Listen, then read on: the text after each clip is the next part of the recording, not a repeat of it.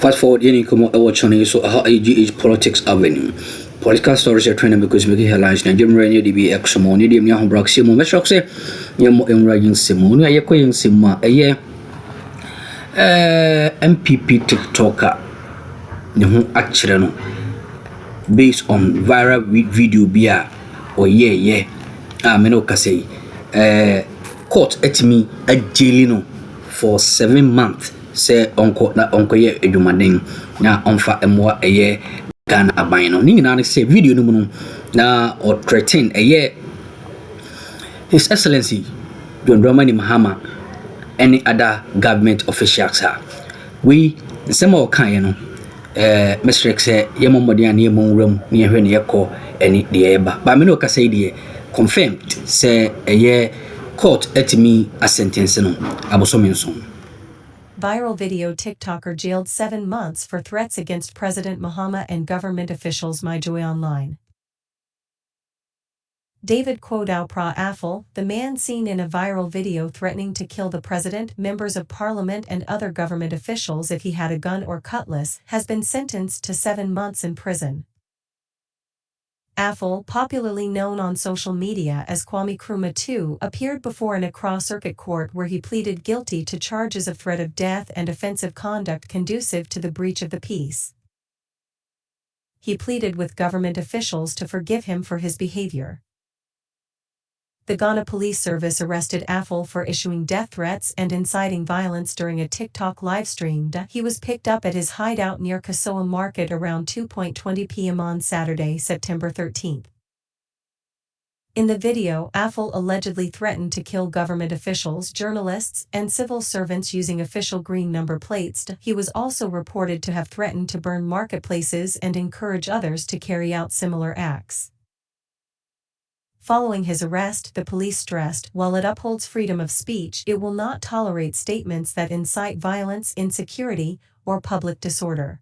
The cost, because it's expensive, the political parties and the candidates must find money, that is two. And because they are looking for money, and we don't have a robust legal framework, it means that they get money from whatever sources. Then also, those sources, because of the lack of the framework, it's not transparent. Then there's the bit about what they actually spend the money on. Is that their appreciation in terms of what the plane looks like that we have to have the conversation within?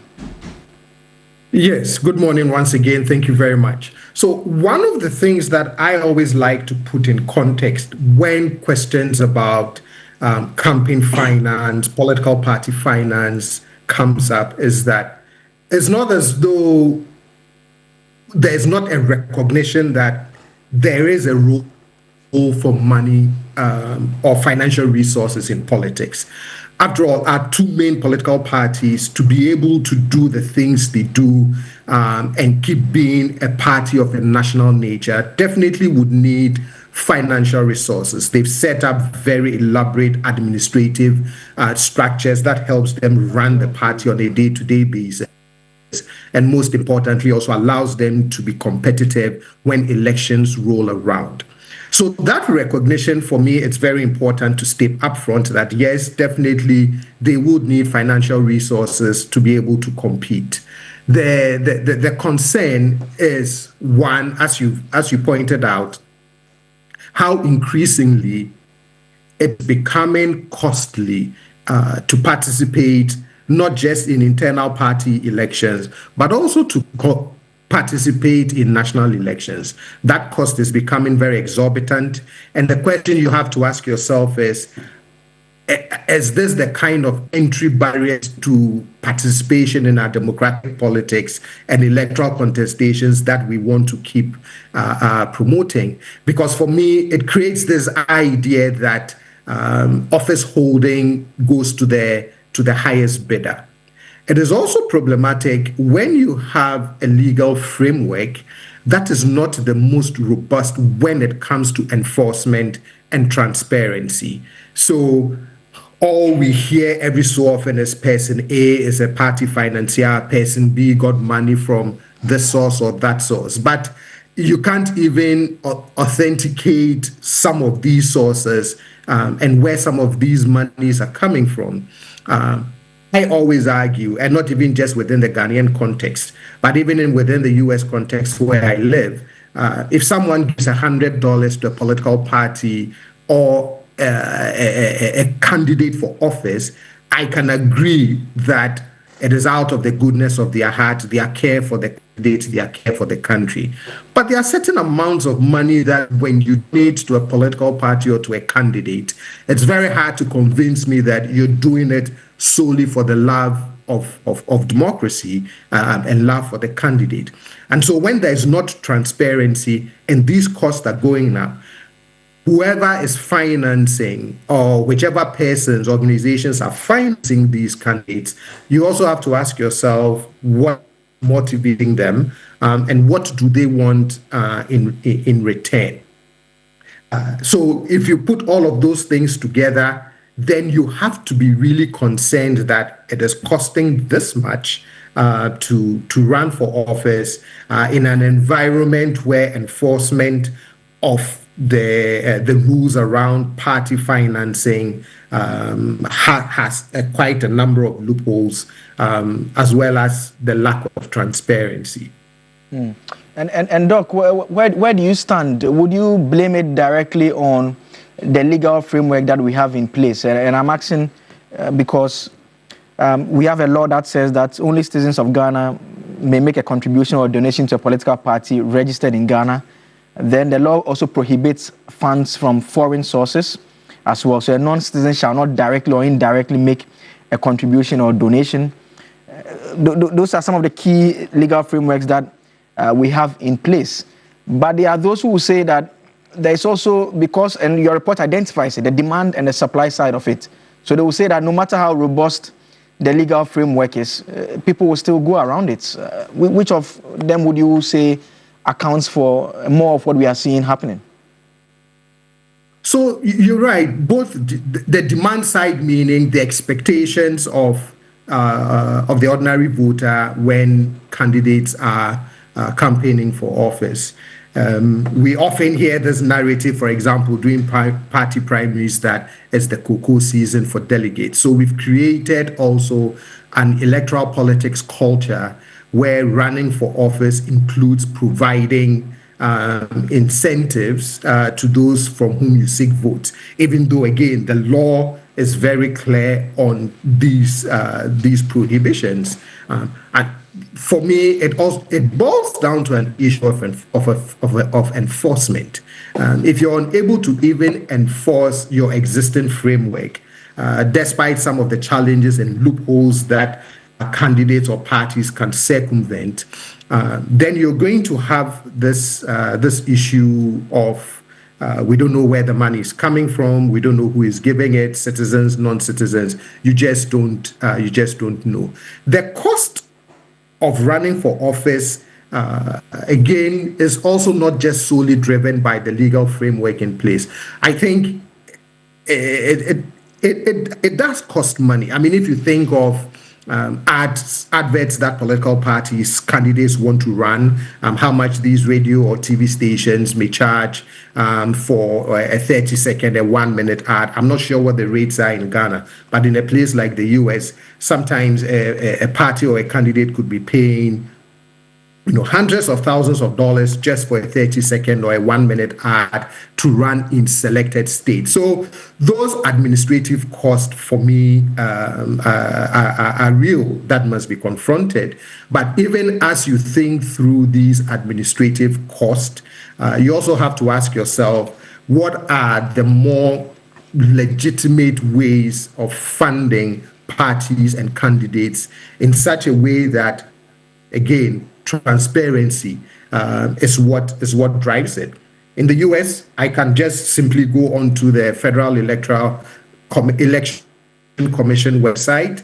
I can pull up a candidate's name. I can pull up groups that support candidates or parties. I can pull up political parties, and I can tell exactly how much they've given to a given candidate when, over how many years. Candidates will tell you where they've been raising money from, because any violations of those campaign finance laws are seriously punished. one small infraction in not reporting these things come with serious consequences. And so if you do not enforce the existing legal framework in an electoral politics culture where we seem to accept that money has to play all kinds of legitimate and illegitimate roles, this is what you end up with. And finally, Doc, on the recommendations that are in this report, I mean, you raised the legal challenge, you've already touched on that, the reforms, and you've also mentioned enforcement. There's an interesting one. You talk about the Auditor General, the possibility of having an understanding with the parties to audit their books. The parties are not going to allow that. Yes, you're right. I don't think the parties would allow that, except that the law also says the parties would submit audited accounts at the end of a given year, but also at the end of an election year. We would have to be able to trust. I am willing to trust that if Party A selects a given auditing company to audit and present the accounts, that you would trust that those auditors would really represent what the parties have done or haven't done with regards to their financial resources. The other idea that I have always been a supporter of, but the political appetite is not there anymore, is some kind of state financing of political parties. Whenever I raise this, some of my friends meet me with outrage because in their mind, no, political parties should find ways to raise their own money. But about 15 years ago, when CDD asked this question in a survey around some kind of state support for political parties, there was a good public support for it. At least over 50-something% were open to the idea of some kind of state financing of political parties. But fast forward to Afrobarometer Round 9 in 2022, there's strong opposition to any kind of state support of political parties, which means that in this kind of political environment where the appetite is not there among the public to try and raise the idea of can the state also step in as we try to clean up the campaign finance regime, that can the state step in with some kind of both monetary and non-monetary support, would not get any strong support from the public. Okay. But if we can find a good way of doing that, it is something that I personally would strongly consider. Doc, I'll come back to you to wrap up. Let me come into the studio, and I want to start with Edem in the middle. The figures that the CDD put out there, they make reference to about 4 million. If you want to, they said if I want to enter parliament like you, about 4 million cedis. How cedis? Yes, 4 million cedis. If you convert it to dollars, well, it's too small. The way you said the 4 million. Well, how difficult financially was getting into parliament? Joe, let me say good morning to my brothers on the panel with me this morning and to our cherished viewers across the world.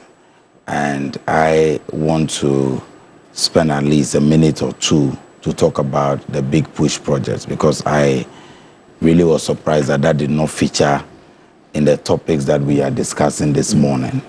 In fact, we picked on it during the news, and we also did it on the call-in segment. Yes, but I think it's important because the New Day program, I can tell you, is one of the most patronized programs, political programs we have in the country. And there are thousands of people who stay at home at 7 a.m. just to watch us before they even move out to fight for daily bread. And so it's important for us to discuss. Yesterday, President of the Republic of Ghana, His Excellency John Dramani Mahama, was in the Volta regional capital of Ho to cut sword for the commencement of the Big Push road project. I was there, so I'm actually just driving in from there this morning. And Joe, yesterday's program gave hope to many of us that indeed political campaigns sometimes, or in most often, are not just big promises that politicians who make promises during campaigns they get voted for, and we don't see commitment to fulfillment of those promises. Because the number of roads mentioned by the roads minister and also by the president as containing the roads that they intend to use our oil resources to fund that infrastructure, I think that is commendable. We must commend the president, commend the government, and commend the Minister for Roads and his deputy.